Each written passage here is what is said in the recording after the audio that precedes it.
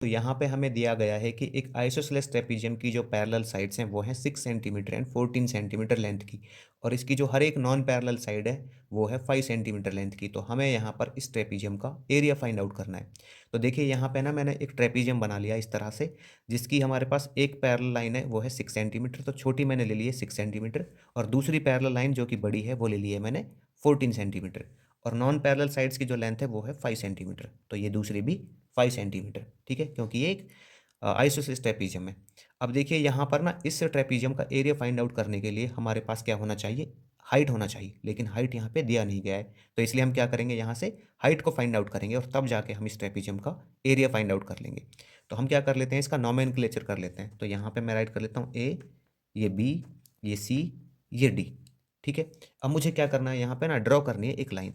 कैसे ड्रॉ करनी है, जो इसके पैरेलल हो। तो मैं डी से ड्रॉ करूँगा, तो मैं डी से इस तरह से ड्रॉ कर देता हूँ। तो इसको मैं ले लेता हूँ ई। तो यहाँ पे मैं लिख लेता हूँ, ठीक है ना। पहले मैं लिख लेता हूँ इसकी जो फर्स्ट पैरेलल साइड है, ठीक है। तो फर्स्ट पैरेलल साइड B1 क्या है, 6 सेंटीमीटर, और दूसरी पैरेलल साइड B2 ये है 14 सेंटीमीटर, ठीक है।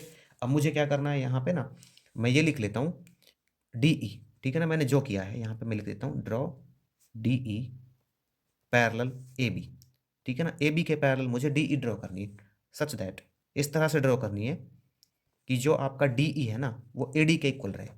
DE किसके इक्वल रहे, AD के इक्वल रहे, मतलब जो DE की लेंथ है ना वो क्या हो जाएगी, 6 सेंटीमीटर हो जाएगी। तो मैं यहाँ पे लिख लूँगा 6 सेंटीमीटर, ठीक है।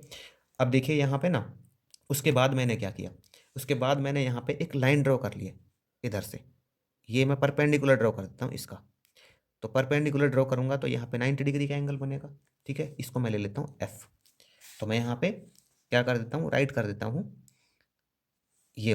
अच्छा मैं ना यहाँ पे इसकी लेंथ और लिख लेता हूँ, इसकी EC की। पहले मैं लेंथ निकाल लेता हूँ EC की। तो ये कितनी रह जाएगी, यहाँ पे जो EC है, EC, तो इसकी लेंथ रह जाएगी हमारे पास कितनी, ये रह जाएगी BC में से, जब मैं BE को माइनस करूँगा, BC में से BE को माइनस करूँगा, और BC कितनी है मेरे पास यहाँ पे 14 है। तो 14 में से मैं 6 को माइनस करूँगा तो ये रह जाएगी मेरे पास 8 सेंटीमीटर। तो ये आ गई 8 सेंटीमीटर, ठीक है। उसके बाद मैंने क्या किया, यहाँ पे ड्रॉ किया था मैंने DF परपेंडिकुलर EC, ठीक है। और DF मैंने परपेंडिकुलर EC कर दिया। तो इसका मतलब क्या रहेगा यहाँ पे कि ये जो लाइन है ना इन दोनों में क्या रहेगी, कॉमन रहेगी दोनों ट्राइंगल में। देखो अगर ये 5 सेंटीमीटर है तो ये भी 5 सेंटीमीटर होगा, है ना। ये 5 सेंटीमीटर है तो ये भी 5 सेंटीमीटर होगा, क्योंकि मैंने इसको इसके पैरेलल लिया है, इसको पैरेलल लिया है, और ये दोनों क्या हैं, पैरेलल हैं पहले से ही। तो ये भी हमारे पास क्या रहेगी, पैरेलल रहेगी, क्योंकि ये 6 सेंटीमीटर, ये 6 सेंटीमीटर है, ठीक है ना।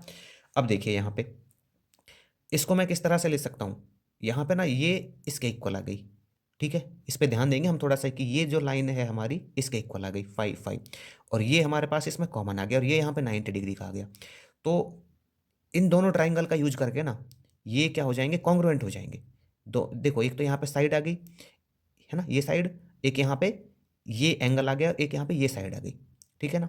तो यहाँ पे RHS रूल का यूज करके, कौन से रूल का यूज करके, RHS रूल का यूज करके ये दोनों जो ट्राइंगल है कॉन्ग्रुएंट प्रूव हो जाएंगे। और कॉन्ग्रुएंट प्रूव होने के बाद ना ये जो लेंथ है, ये जो लेंथ है इस लेंथ के इक्वल होगी, ठीक है ना। किसके इक्वल होगी, इसके इक्वल होगी। तो मैं यहाँ पे लिख लूंगा EF बराबर FC, ठीक है ना। क्या लिखूंगा, EF बराबर FC, ठीक है। और ये लेंथ कितनी हो जाएगी, जब ये टोटल 8 है यहाँ पे तो इसका हाफ हो जाएगा, तो ये हो जाएगा 4 सेंटीमीटर, ठीक है। अब मैं यहाँ पे क्या निकालूंगा, इसकी हाइट निकाल लूंगा। तो मैं लिखता हूँ इन ट्राइंगल इसको ले लेता हूँ DFC को, DFC, ठीक है। तो DFC में मैं ले लेता हूँ इसको। तो यहाँ पे क्या हो जाएगा, ये देखो, ये जो है ना ये हाइपोटेन्यूज है, तो हाइपोटेन्यूज ले लेता हूँ मैं DC का square, it is equal to ये FC का स्क्वायर प्लस में DF का स्क्वायर, ठीक है। मुझे यहाँ पे DF चाहिए क्योंकि ये तो मेरे पास 4 सेंटीमीटर है, इधर FC जो है यहाँ पे मैंने निकाला था। तो DC कितना 5 है, तो 5 का स्क्वायर, FC मुझे चाहिए यहाँ पे, नहीं FC मेरे पास है, FC कितना 4 है, तो 4 का स्क्वायर, और DF मुझे चाहिए यहाँ पे। तो 5 का स्क्वायर हो गया 25, 4 का स्क्वायर हो गया 16, और DF का स्क्वायर, ठीक है ना, ये आ जाएगा। तो 25 माइनस 16 और ये DF का स्क्वायर, ये पाइथागोरस थ्योरम का यूज करके किया है मैंने यहाँ पे। ये आ जाएगा 9 और ये DF का स्क्वायर। तो यहाँ पे स्क्वायर रूट ऑफ 9 आ जाएगा DF, तो ये आ जाएगा 3, ठीक है। तो DF जो है मेरे पास वो क्या आ गया, 3 सेंटीमीटर आ गया। अब मेरे पास यहाँ पर हाइट निकल गई है, तो मैं क्या करूँगा, एरिया ऑफ ट्रेपीजियम निकाल लूँगा यहाँ से। तो लिख दूंगा एरिया ऑफ ट्रेपीजियम, तो ये आ जाएगा 1/2 multiply height and sum of parallel sides, ठीक है। तो 1/2 हाइट कितनी आई यहाँ से, हाइट आई है 3, ठीक है ना, मैं लिख दूंगा हाइट 3 सेंटीमीटर। तो 3 मल्टीप्लाई बी कितना है, B1 कितना है आपके पास 6 और B2 कितना है 14। तो ये आ जाएगा 1/2 मल्टीप्लाई 3 और ये 22 10 जा, तो 10 3 30 सेंटीमीटर स्क्वायर। तो इसका जो एरिया आएगा आपके पास 30 सेंटीमीटर स्क्वायर आएगा।